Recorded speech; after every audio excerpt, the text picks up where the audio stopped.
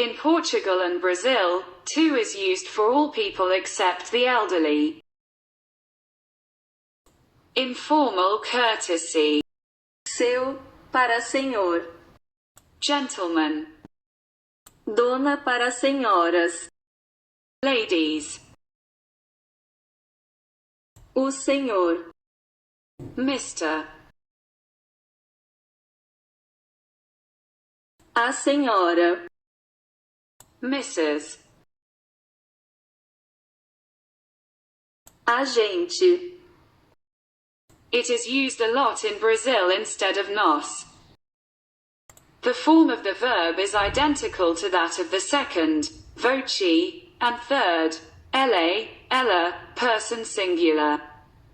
A gente é de Coritiba. We are from Coritiba.